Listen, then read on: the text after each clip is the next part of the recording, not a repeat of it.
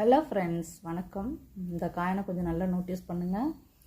இது வந்து ரிவர்ஸ். நான் உங்களுக்கு அப்வர்ஸ் காமிக்கிறேன் பாருங்கள்.